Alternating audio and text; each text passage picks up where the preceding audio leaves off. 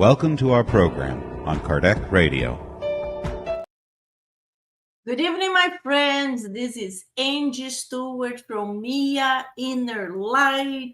and we are here live on Kardec Radio, Thursday, 9 p.m. Eastern Time. Welcome! And tonight is a very special night. After, I believe, 2 years, we will be finalizing this beautiful book, Heaven and Hell. So tonight we will be going through chapter 8 and the second part, and actually the second part of the book, chapter 8, and the second part of the chapter, because it's a big chapter, a lot of spirits, so we split. And tonight we are going to be talking the last portion of it. It's a very beautiful book. If you haven't had the opportunity to read it, please do so, especially the second part of the book with all the teachings from the spirits that in the time of Kardec was able to talk to them and to understand how was their awakening in the spiritual realm. So extremely interesting, and we learned a lot. All types of spirits, the enlightened ones, the medium ones, the problematic ones, all of them brought light to understand how we live and how we wake up in the spiritual realm. And then how we come back again to new challenge. Beautiful, beautiful, beautiful. Another thing, if you are here live with us, it would be wonderful if you could just send a message like Juan just did, so I can see your name. I know that you are here, and we will be super happy to see your comments, your questions will be great. So before I introduce our guests, I would invite you for a quick prayer so we can have our guests and we can start this study. Another thing, I invite you to have your water bottle. So during the prayer, the spirits can place the good medication there to reboost our energy throughout the week. If you go to Spiritist Center or when you come back here and we continue a new study. Yes, because we are starting a new book next month. So let's close our eyes for a moment and let's do our prayer. God, our Mother and Father, one more night we are here together to study this beautiful book, Heaven and Hell. We are very happy to be finishing tonight, completing such a beautiful mission with so many guests that brought so much light to our understanding. And tonight we also ask the help from the enlightened spirits to come to all of us, not just myself and our dear guests, but to all our friends that will be listening live and the other ones will be listening the recording, so we can all have our open minds and open hearts to understand and think about what will be said tonight. So be it. Very, very good. So let me invite our guests for tonight. And I start with Carla. Hello, Carla. Welcome, welcome. Carla is not the first time she's here. And I would like to invite her just to say a few words. Hey, everyone. I've been here before. I live in Miami. I met this beautiful lady at a work event. And since then, she always gave me opportunity to come and to study. So it kind of forced me to go back to study. It was very important. I got my first contact with Spiritism young, so I was not enough to engage. Later in my life, I started to be interested in studying, and I studied since probably my 30s. I don't want to count the years, so we'll stop there.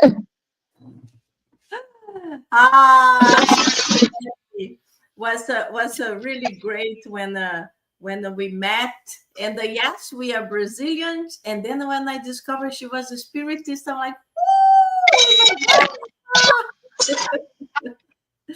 Very good, Carla. Thank you. Let me introduce our other friend, Katia. Hello, Katia. Welcome, welcome. This is the first time Katia is here with us. It is a pleasure to have you too. So let's introduce yourself to our guests. Hey, good night, Katia. I met you, Angie, and Carla at work, and I'm a spirit since 2008, and I'm here on the Spirit Society of Palm Beach in Boca Raton. And since I came to Florida 9 years ago, I've been with them, and Spiritism always gave me answers of things that I was looking for, like questions, curiosities, everything you can imagine. So I really like, I've been like working and with the youth, working and doing lectures, lessons, whatever they put in me, I'm there to help and to learn. It's always a learning for me. It's more for me than for everyone. Thank you for invited me out. It's a pleasure to be So here. nice, so nice. Thank you. So, as you guys are watching, who said work is not a good place to make friends? Woo! I always say, whatever you are, you have the opportunity to meet new people and to make friends. And tonight is a proof of that. In addition to Brazilians, two spiritists. Wow, what a blessing. Thank you, thank you. So super happy to have both of you here with us. Both of you have a lot of knowledge and have been studying a lot. So it is awesome. So again, before we start, my friends, I see we have some friends online. Please send a little message, say hello, make comments, ask questions. That's the only way we can know you are here. I'm not in YouTube, okay? Neither on Facebook. So I can see Juan and I can see also Michael. Hello, Juan. Hello, Mike. Nice to have you here studying with us. Again, we are starting Heaven and Hell. This is the last chapter, second part of the book. So let's move on because the last 10 minutes we dedicate to another beautiful book. This one, this is called What is Spiritism? And we will be talking about a special item that we actually spoke in the Spiritist Center this week and last week. And it will be really good. It's about the identity of spirits. And we were talking about spirits that come to the center through mediumship meetings, and they say they are famous people like Jesus. So, do you believe them immediately? Yes, no? And then one time in New York City, in the other Spiritist Center that I was part of, one came and said Jesus was Jesus, and we were all like, "Oh, Jesus! Wow, what is that? That's crazy!" But then he said, "I'm Jesus from Brazil." There are many Jesus. It was not the Jesus, the only Jesus we think when we talk about Spiritism. Anyway, let's go quickly because there is so much to talk, and there are 8 spirits that we would like to talk tonight, but we might not be able to go over every single one. So I invite all of you to have the opportunity. Please read the chapter to understand. So, chapter 8, terrestrials' expiations, meaning they are living on earth again. The first spirit we will be talking about is Mr. Lanto. So I will read a tiny little bit of Mr. Lanto, then I will invite our guests to start talking, and then we can all contribute to it. So Mr. Lanto, a manufacturer in the neighborhood of Paris, died in 1864 under exceptionally horrible circumstances. A great cauldron of boiling varnish took fire and upset the whole of its contents, falling upon him, so that he was covered instantaneously with the burning matter and felt that his doom was sealed.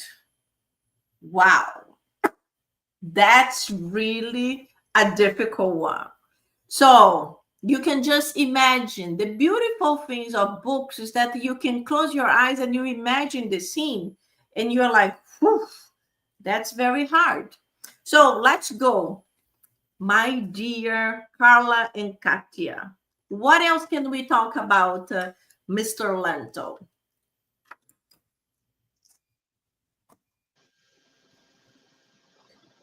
I may Well, mute myself. Who goes Carly, first? You can go, Katja, or it doesn't matter. you can start.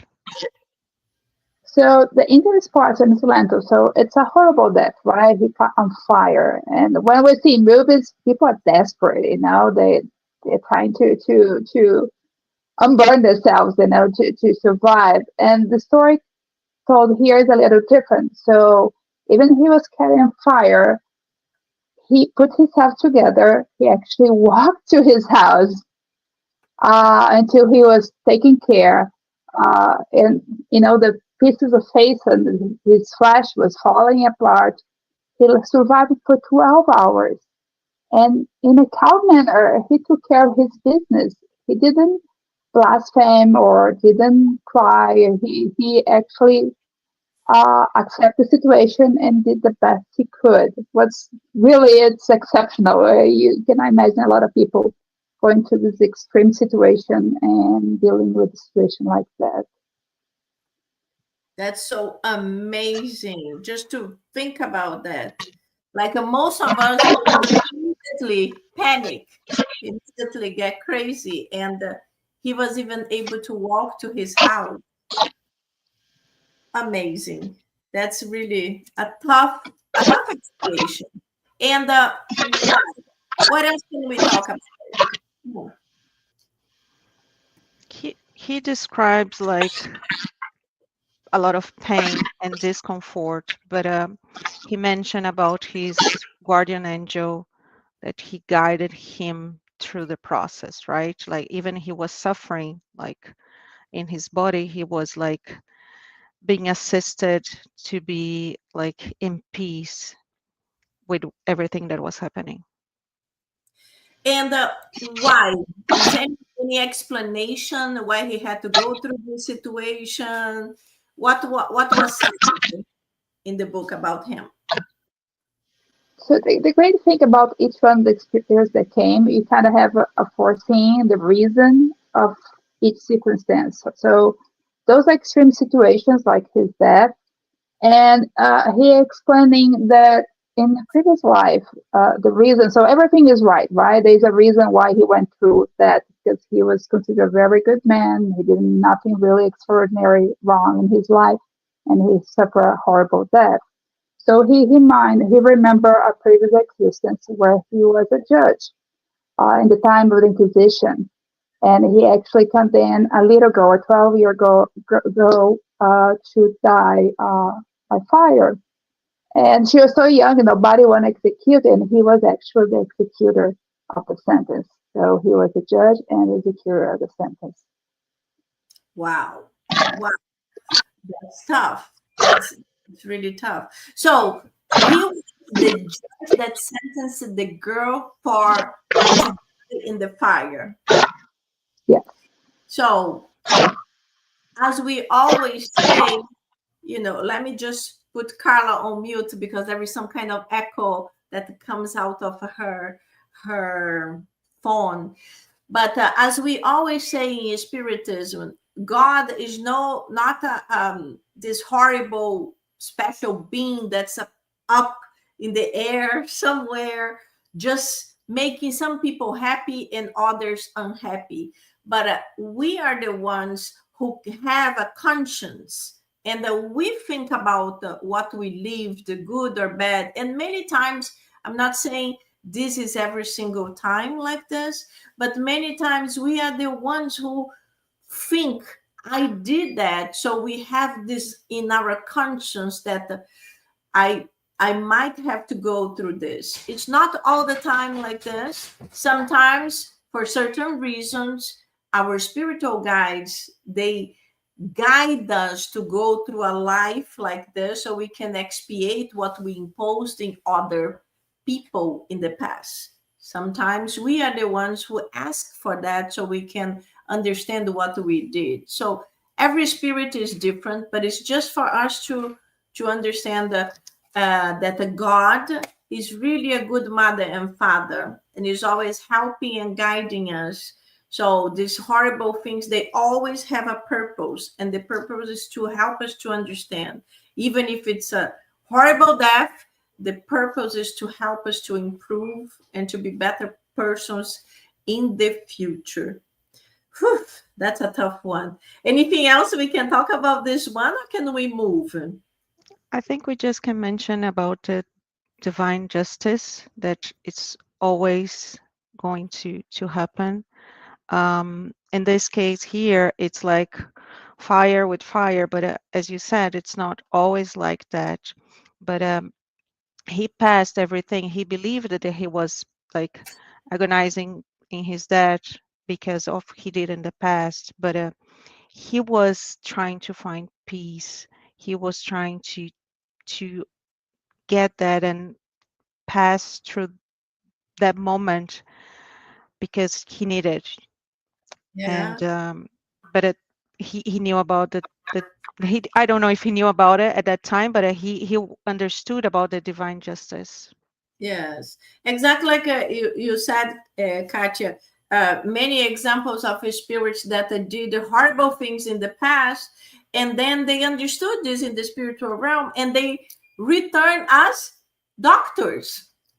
And then, as doctors, as surgeons, they were able to give back to everything they took in previous lives. So we have to understand that it's not fire with fire. Yes, sometimes it happens, but many other times you come in situations that you can help others to improve, and you don't need to go through such to the same pain. Many times you can also return as mediums, so you can help spirits to improve or other incarnated to improve, and you don't need to go through certain things you did in the past. Let's move on. Which other spirit you guys want to talk about? The next one, an ambitious scholar. Let's go. I'm waiting Okay. for you. Okay, so this is about Mrs. B. There is no name, but she she came to this life very poor, and she was suffering with a body pain since 5 months old. So over 70 years, she faced it like some near death experience, but was more um, body inch, and she suffered some medical treatments, and nothing was helping her to go through the pain that she was having.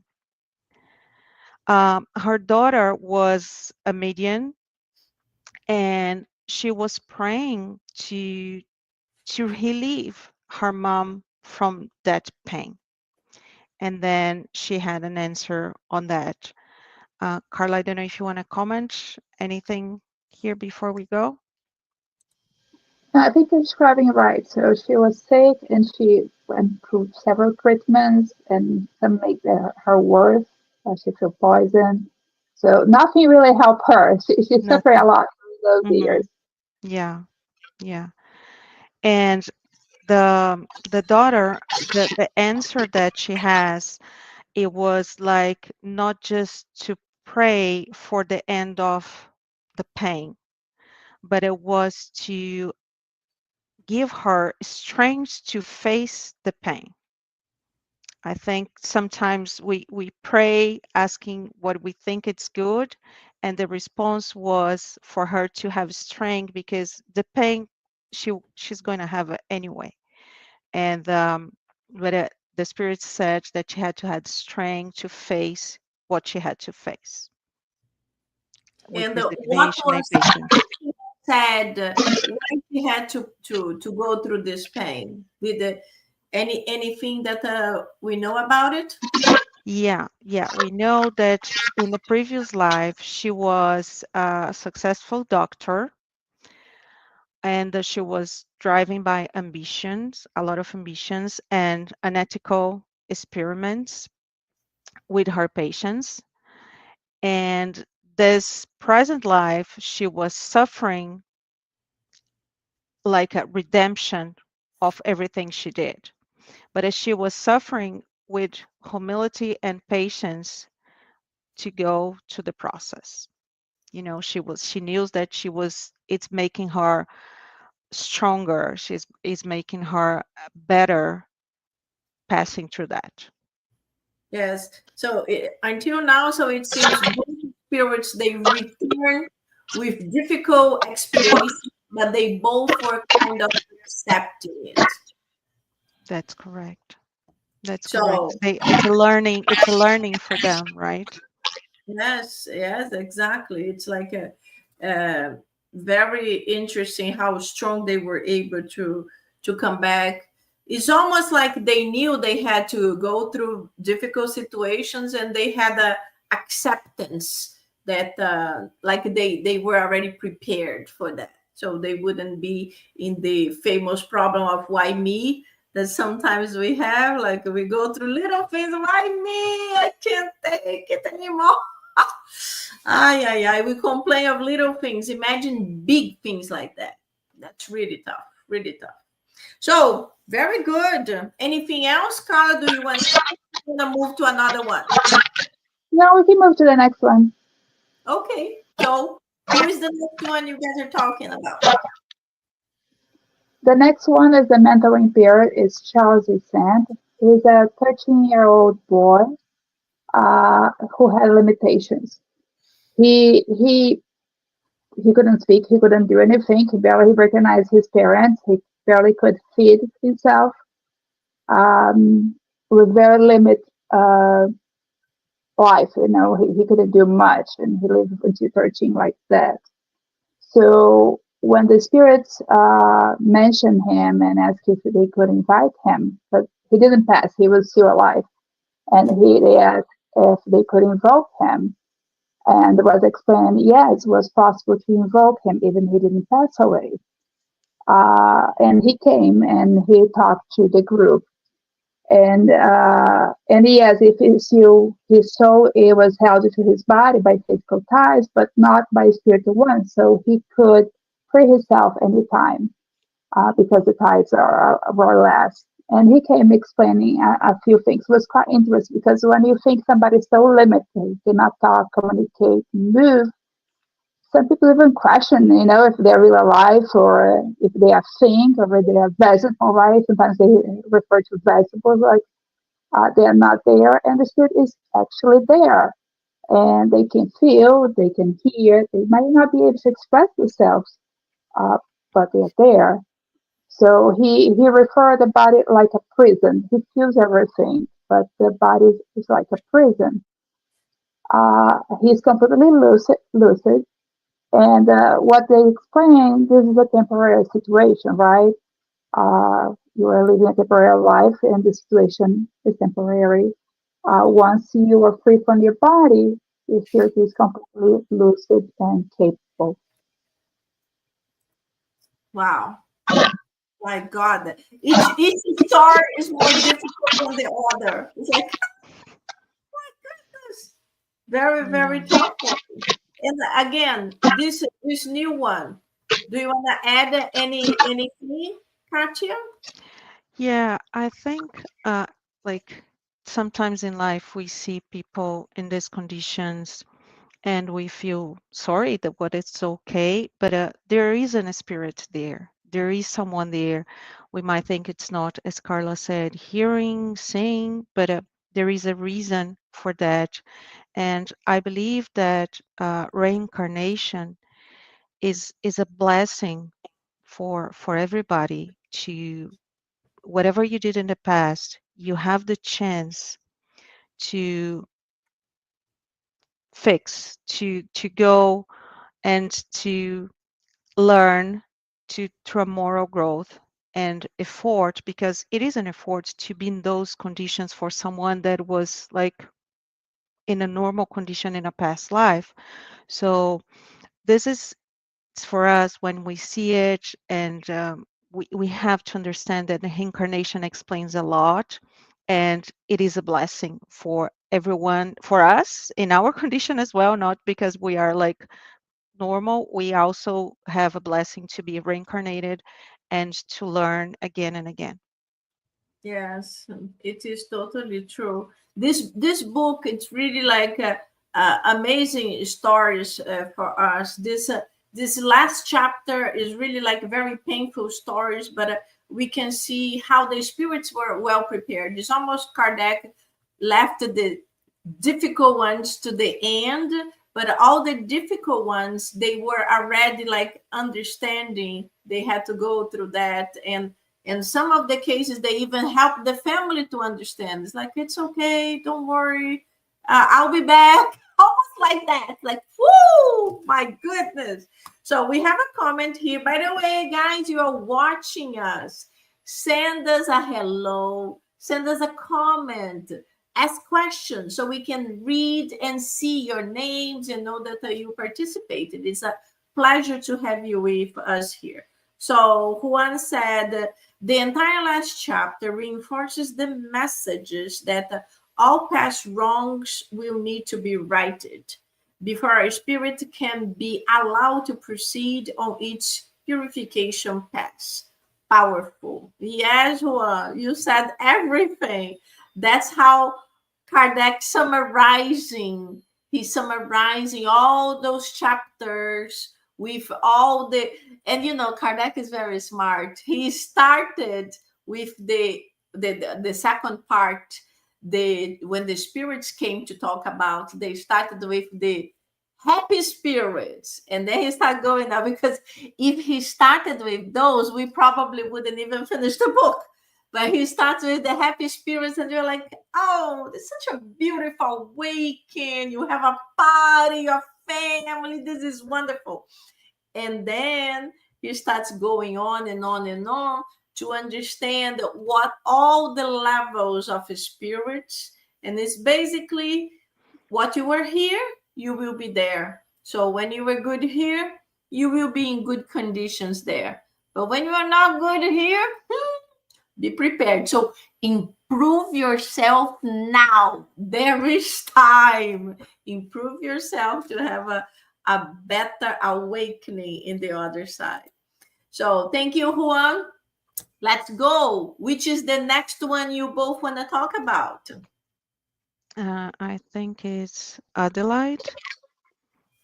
Adelaide. Can we talk about this lady? Yes, she was a humble and kind servant for a family. She's starting like with them at age of 11, and she, like, her entire life, it seems, was a series of misfortunes, including flood, including a lot of things that she passed. And then the family that was like employing her, they also passed. So it was her and the daughter of this family. So she passed all this debt, and she cared on their daughter, and she worked for them all the life, the entire life, and including she gave them money to try to survive. So she was very humble, very nice to this family. What else I can remember here on this one? When she was like evocated on the Spiritus Society in Paris, they were asking why she was doing, it's like, too many things, including she was a honored medal in the city that she was living, because she was so humble. She passed everything with respect and dignity. And she said that in the past, she was not doing like right things with money, and she decided, she asked God to pass through this, to be humble, to help people. So it is more a kind of mission than expiation, like a mix, you know. But she had no obligatory reason to do that, but she did. She passed, and she picked that particular family, she said, because she had some kind of affection. She lived with that family in the past. Mhm. Very interesting. Very, very interesting. Anything you want to comment, Carla? No, I thought it was interesting because we were talking about expiations, right? And I think Katja put it kind of well. It's kind of missionary level. She did good. She was rich before she had resources. She said it was not enough. She wanna go do charity, but still being poor, limit, require more. So she be a maiden, and they losing everything, and she's still taking care of the family that was the employers taking care of. She even got married to somebody who would support her to support the family. So it's so much dedication. It's very impressive, and I think it's a result of her keep evolving to her long time. She had no real obligations to get there. Yeah, I think Carla, you brought like the right point. She had money, she did charity, but it's like do for doing. It's like, you know, it doesn't make any uh, like effort. You have to put effort when you do charities, not just to give the things that you have in your pantry because it's going to expire, or just like clothes that you have there. So in this sense, she was asking like, I have to do better. I have to, because I did, but it was not the way that should be done. Wow. This example is amazing. Amazing examples to all of us. Well, let's move on. Let's see if we can do a, still have a few minutes. Let's see if we can talk about more. One. Whoops. Yeah, Amazing. let me do it. I think I can combine a couple of them that I thought was interesting. Sometimes people go to difficult situations, and we always think, oh, for this person, I feel sorry for them. But sometimes they choose to come in the situation, and it's not sometimes to redeem themselves, but because somebody they love need that as an example. So they come as an example, and that's how I saw a couple of the spirits that we saw here. So that'll be Clara, and I think it was Anna, the other one, Anna Peter. So let me talk a little bit about them, and Katja, you can compliment and see Yeah, if you sure. agree with me. So Clara, it was a 10-year-old girl. She was sick since she was 4 years old. Uh, and one of the reasons that the case came was because her father suffered a lot. He was a very wealthy man. He had everything to help the daughter. Nothing worked. So there's nothing worse than you lose a kid, right? A kid you love. So he suffered tremendously. So when they come as a spirit, actually he passed away shortly after her death. So both the daughter and the father come to give the testimony. Uh, and she said, I did not suffer. She died praying, consolating her father, telling that she'll be better. Uh, she really did, I think, for him more than anything, because she really didn't suffer. Usually, when you're doing repenting, you are suffering. She was not afraid to die, and she said she would come back to visit lectures, like you said. I'll be back to visit you. Uh, and she did say that she abused a little bit. That was one of the reasons for sickness, but really, the fact that she did not suffer, I think, is a sign that she really did for her father. Um, and her father was the one, a person who didn't value anybody else. The daughter was the only person he loved. Uh, he passed away shortly for sadness. He was very upset with her when she passed away. But he loved her so much, he'd do everything for her, but he would take advantage of anyone else. So he was not a person who was loved, who made friends, who connect to anybody else. So the interest part is when the father passed away, when he come back, he is alone. There's nothing there. And he cannot find his daughter. It's almost a punishment for him not he had opportunity, to open his heart to understand what was going through and learn from that, and he didn't. So even though his daughter was with him the whole time, he could not see his daughter. So his daughter was actually an elevate spirit, that was trying to help.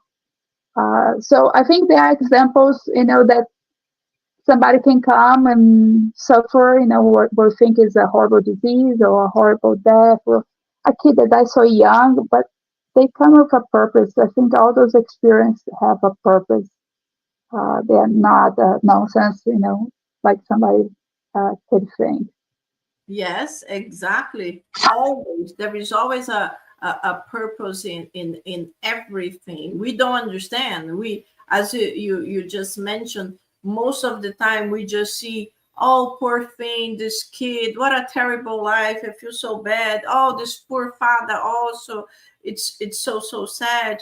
But we don't know. We don't know what is the purpose. But there is always something behind that we don't understand, and we shouldn't judge. We should always help and see if we can help them in whatever situation. But what you mentioned also about the father, this is interesting because sometimes people devote themselves so much to one person, or the child or the husband or the whoever, and they close themselves in that situation. They only live to that person. And I know people that in this lifetime they dedicate themselves only to the child, and then so many people go through the empty nests situation, because this sometimes couples, they dedicate so much to the child, and especially here in America, when the child reaches 18, poof, a lot of them, they go to colleges in other states, and then yes, the parents go through the empty nest feeling, because they used to care so much for that one that now they feel empty. So we have to understand that our kids are from God. They are temporary with us. We are helping, guiding, trying to do our best, and one day they will go. Will be wonderful, like a Brazilian, if they could be very close to us. But occupy your time with other things. Be charitable. Understand that when you help others, you are helping yourself as well. We love our children, but if we can help others, make different types of friends, study, improve, this all help us. And if he had done something like that, he probably would wake up with the love of his life, that was his daughter. So I have a comment here from Michael. So Mike says, I was wondering if there was also a team of gratitude in these stories. I'm thinking of the book of Job, where he was grateful to be righteous despite his trials. Is that evident in these stories? Let you girls answer, Mike. I think there is. I think all the spirits here, like even if they are suffering or not, even as this case that Carla put it, is the lessons was more for the parents. They did wrong things, but the lessons was more for the parents to create faith, or to believe in the spiritual life, or to learn something. I think the spirit itself, they have gratitude on their passage and everything that they learned. And I believe we should all have gratitude for everything, because we have the chance to learn and to do better every day, right? I don't know, Carla, Yes. if you want to compliment. And now, Carla, you go ahead before I say something. I think a good example is the next spirit. I don't know if you already want to jump on Joseph, the blind man. I thought it was very interesting, and I don't know if I'm going to do it in the right order. So he was a blind man. He lived, I think, 50 or 60 years.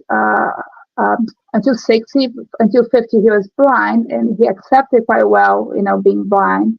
And between 50 and 60, he got deaf. So besides being not could not see, could not hear, imagine the isolation was 10 years in complete isolation, and it took quite a while.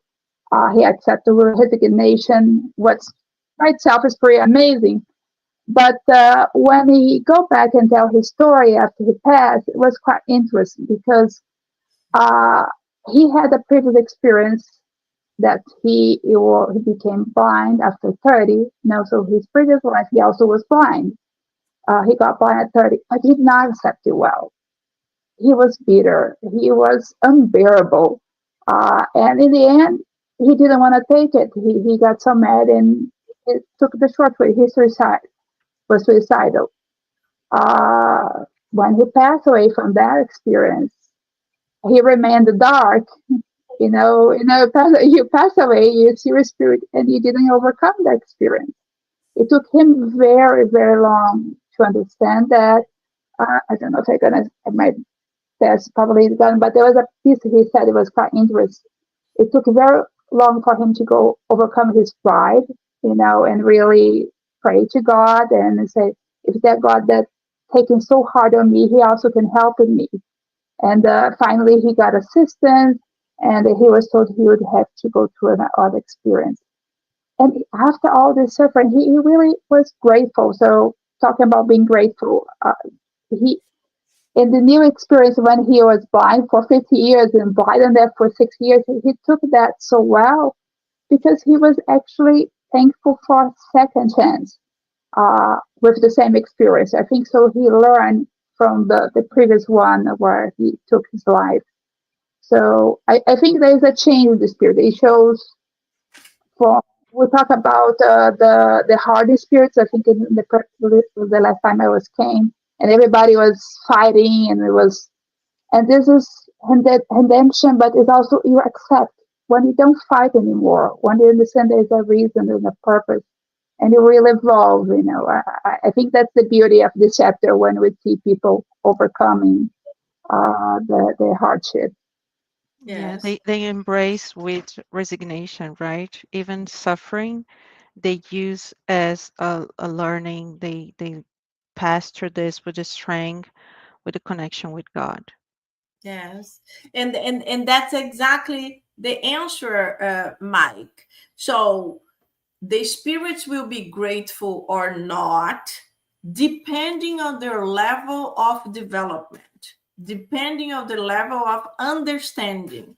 When the spirits are still hardened spirits, as Carla just mentioned, they're not going to be grateful for anything. When they arrive in the other time, they will not be even understanding why they had to go through so much pain. We don't like to say suffering because suffering means, oh, poor me, and pain, everybody has to go through some type of pain.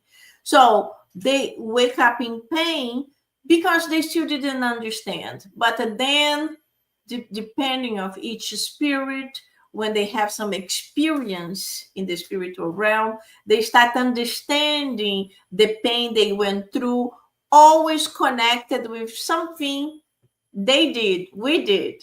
We only go through some pain because it's something that we did and we to others, or it's because something that we need to go through to improve, to be better. And when we do that, then we learn how to be grateful. If we succeed, we learn to be grateful. Sometimes we are not grateful while we are going through that, like these examples there.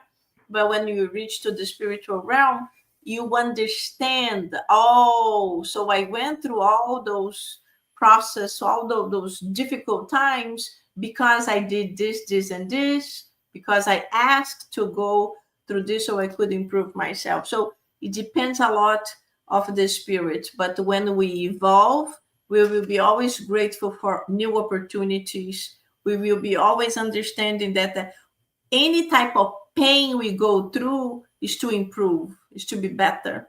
So this is how it is. We will be grateful for everything. Oh, I just got unemployed. Oh, okay, it's a learning process. Let's go.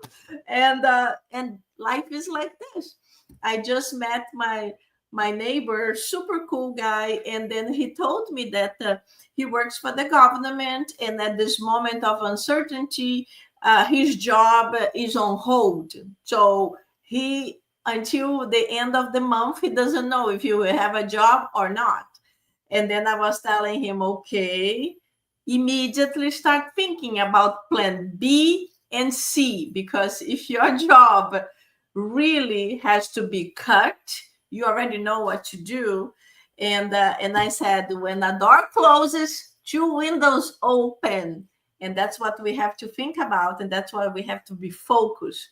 Because if we start like, oh, poor me, I worked so hard, now I don't have a job, it doesn't help. It doesn't help at all. Okay. One last thing, just to like, maybe not gratitude is showing all of them, but most of them, one thing is they mention on the book is the prayer. Like all the passing moments, like, or they are praying, or they are like connected to their guardian angel. So most of the case, it says that these spirits, they were like praying through the process or praying at some moment. And I think this is important for the level that like they are showing that they were connected to the spiritual world. They were connected to someone more elevated than them, or connected somehow to the same level as them, but always connected to God in a prayer. Yeah, this is beautiful. This is beautiful to demonstrate that they already had this feeling that something bigger than them could help and guide them. Maybe not to diminish the suffering, but to help to go through this process of pain. So this is really the beautiful message. So we are finalizing the book. We are finalizing with these amazing stories. Before we move on to our next book, Carla, Katia, what else do you want to say? Do you want to say anything about this spirits that we learn a lot with them? Every time we study, it's like, wow, we see all those examples and they're like, my goodness, whew. Anything you girls want to say before we move on? Carla, you want to start, or? You can start. I kind of got two pieces of the text that I like it. I can't read them, but if you want to start, doesn't matter. No, just go ahead. Go ahead. So I highlight, kind of try to summarize what we read, and I thought was important. One there was a piece in the end, because after the relate reporting the experience with the spirits, they start to talk a little bit about how the book was created, what Allan Kardec did, and start to summarize a lot of things. And one of the things they say that is, one must realize the principal scope of Spiritism doctrines lie in the moral perfection process of a human being. So I think I didn't start with the study in the beginning, but I think you kind of said, Angie, that you started now saying how the spirits go to the families, and then I think different experience, the hardship, and I think the expiations, it shows the evolution of the spirit. So it's not just you go through a process, and the goal is to improve yourself, to perfect yourself, and I think that's what they try to show with the book. I thought it was a good way to put it. I really like it. Not one of the spirits that we saw here, but in the chapter There's one that was a servant, that was a very dedicated servant. Thought I like the story. He was related to the guy, and he come back, and he was an exceptional servant, and he explained a lot of things. He said in a little piece, uh, he said like this: during its moments of freedom, my spirit remember, and upon waking, it retained an intuitive desire to resist the inclination I felt to be evil. So I really like it. So I think we all have good and bad. We're all here learning, and that's what his way. That the awakening. So when he was away from the body, he would remember his previous experience that we don't remember when we're back in the body. But we have that feeling, that intuition that tell us to do better. So I think that's what I learned from the book and from this conversation with you guys. Yes, beautiful. Very beautiful. Anything you want to finalize, Katya? No. She finalized with a gold medal. Yes, yes. A beautiful, beautiful book. And I encourage all of you, if you are listening to us in Kardec Radio or in our YouTube channel for the first time, Heaven and Hell is one of the books of codification of Kardec. It's not the thick one like the Spirits book that everybody gets crazy, or the Gospel. It is a thin one, and it's really beautiful and very, very powerful. So if you have the opportunity, buy it, read it, and you will understand and digest and have this beautiful experience as we had. So throughout this almost 2 years, or maybe a little bit more than 2 years, it's really like a growth opportunity to all of us, even if the ones that didn't participate in every single meeting, but the ones that we study, they bring so much light to us and help all of us to move faster, improving faster. So it is a blessing. So now we have a very few minutes. I'm going to share with you all this beautiful book here. Another one that I mentioned in the beginning, What is Spiritism? So what is Spiritism? It's one of the small books that Kardec did. It's like a summary, and Kardec goes through many, many points. And this chapter here, this very small one, is talking about the identity of spirits. So the ones that I was mentioning in the beginning, they like to give a message, can be psychoscribing or a voice message through a medium, and they sign these very, very famous names. So I would like to invite Carla to read just the green portion, because it's like a summary, and then Katya and Carla can comment on it.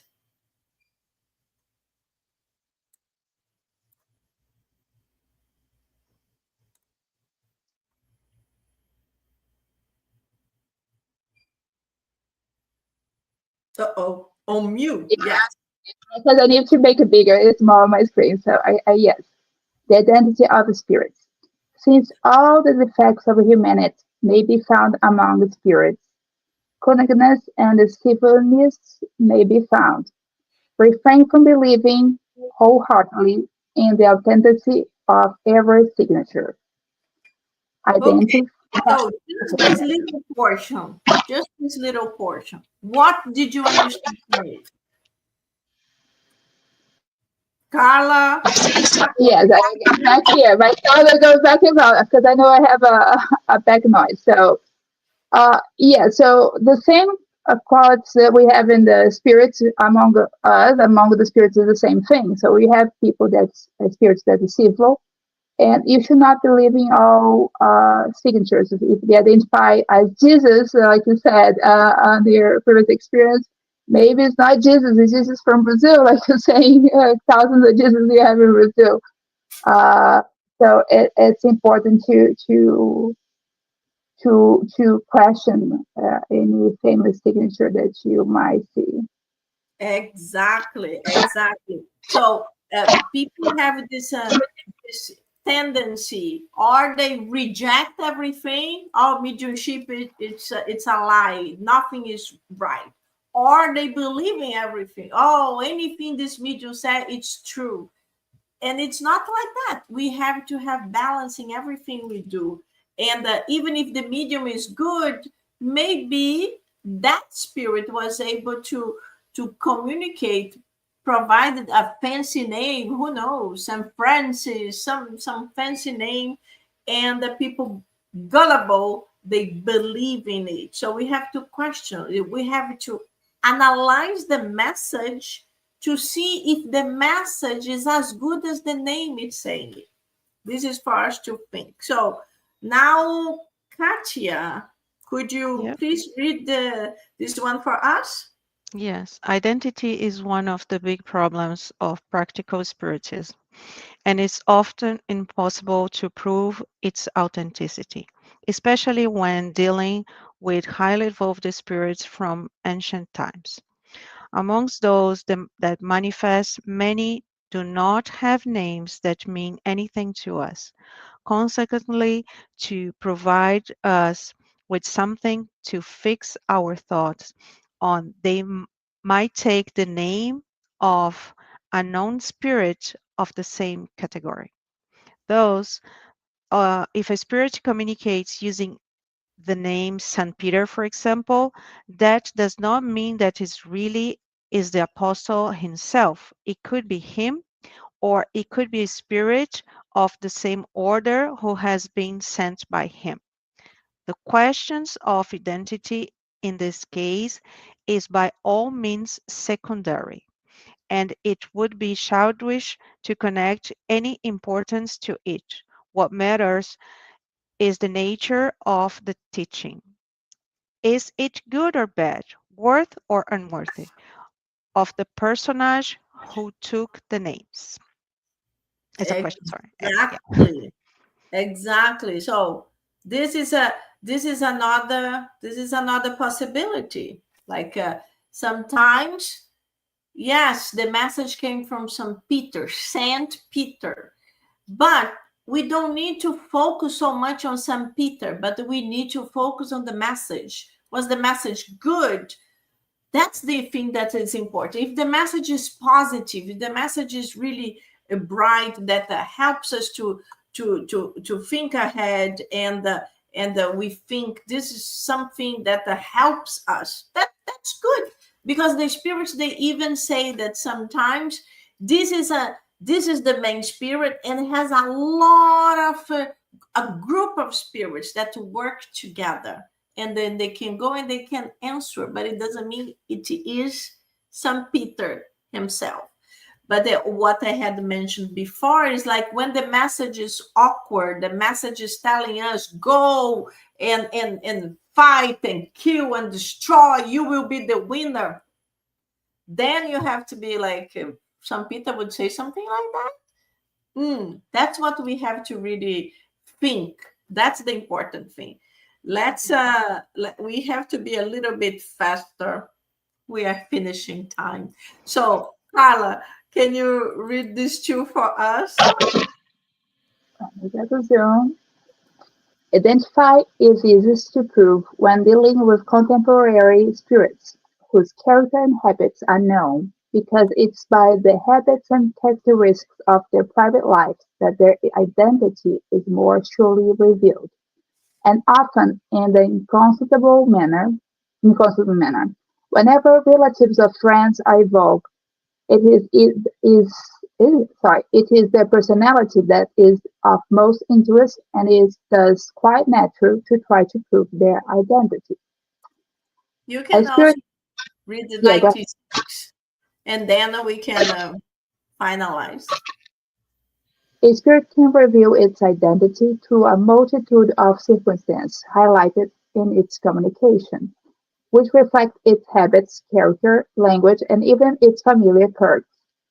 However, it is very rare that it will satisfy any direct questions asked of it in this regard, especially if asked by persons who are indifferent toward it and whose sole objective is curiosity or proof.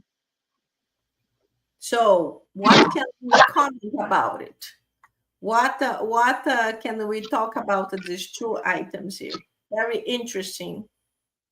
It is, and there's a lot of material that and you prefer to add. So we have some famous mediums in Brazil. Some brought some texts from famous people, and actually because they are so recent, there was ways to prove. People would study the calligraphy, they structure the text to prove that person, the text belongs to that person. That's one way to do. When you do with family members or personal members, sometimes something very personal can come in a message to help to identify that's the person, that the relative that's sending the message. So there are ways to do it, but you need to be wise when we try to identify the spirits that's sending the message. Exactly, exactly. That's the thing. And when it's really the spirit, we can get these clues. If the medium has this capability, then the spirit can provide the clues to identify. As you mentioned, Chico Xavier was such an amazing medium that he could describe the person, says 20 names of family members and little tiny details that sometimes even the family couldn't understand it, like, oh, it didn't exist, I don't know this person.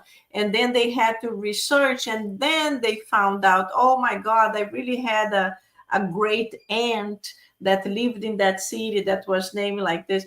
So again, this is for us to try to understand, is really the spirit. Do I believe in everything, or do I question to see if it is or not? So nowadays, people don't have this type of mediumship, is not something easier to find, much easier in Brazil than here in America, for example.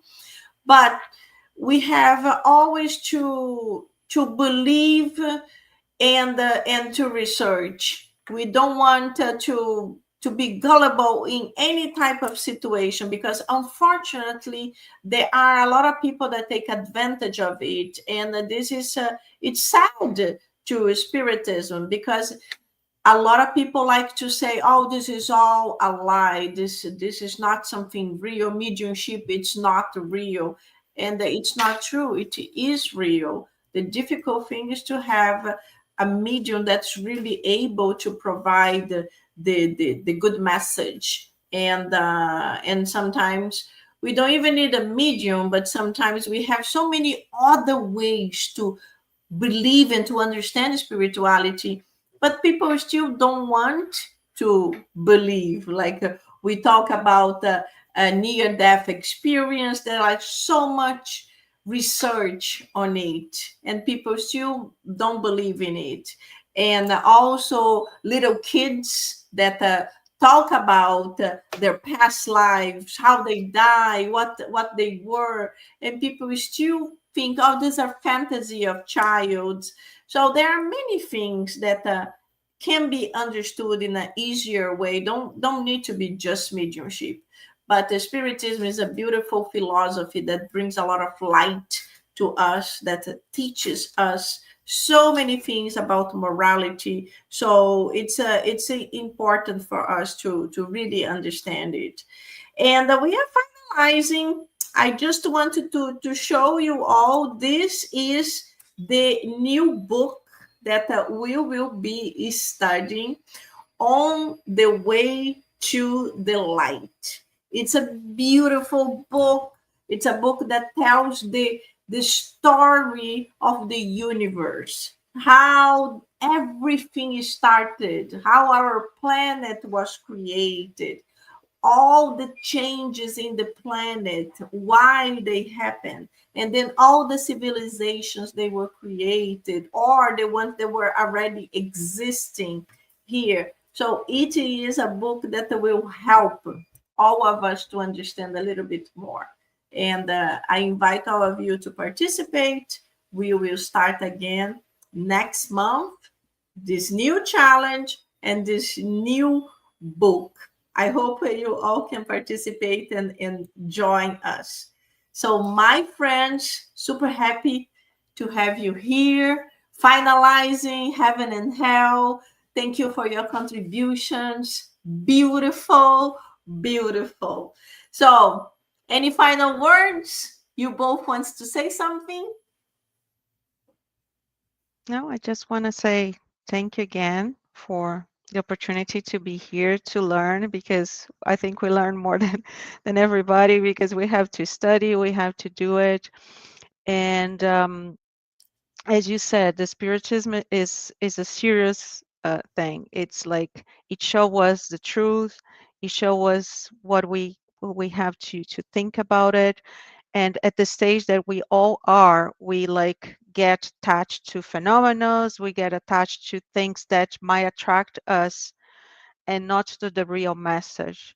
So we have to take the sense, to take the real thing of what we are reading, is studying, not just in the spirituals, in real life. Like, is this true? Is this going to make me better somehow?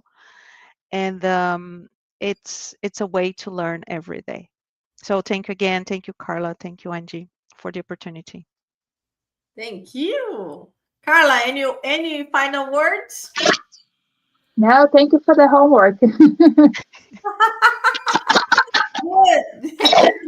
Thank you for you both studying hard and be able to share with us all. It was a blessing. Super happy to have finalized this book with both of you, and you did great. So more to come. So I would Oh like boy. to invite Carla to do our final prayer. No? No, I cannot do it in English. It's hard for me. Sorry. So, I'll definitely. Madonna, you have opportunity. I'll Okay, I will delegate. do it. I will do it. No, no problem. No problem. So I'm going to ask everyone to close the eyes, to breathe 3 times deeply, just to come down. Breathe 1, breathe 2, and breathe 3. So we have this moment. We are connected with God. We are connected with Jesus, with all the good spirits, with our guard angels, and everybody that is here to learn, everybody that is here to think about the message that we had today, and take this learning, take these words, take this opportunity to put in our life every day, to have an experience, to think about our actions, our thoughts, things that we do in our daily life, and that we have the opportunity to do better and better. Thank you, God. We are all grateful for this moment. We are grateful for the opportunity, for the ones that are here, for the ones that are not here, but they will be here later. And so be it. So be it. Very good. Thank you, my friends. It was a pleasure having all of you. And my friends that are listening and seeing us recorded, please come again next month, the first Thursday, 9 p.m. Eastern Time, and let's study together On the Way to the Light, A Caminho da Luz in Portuguese. And see you soon. Bye. Thank you, everybody.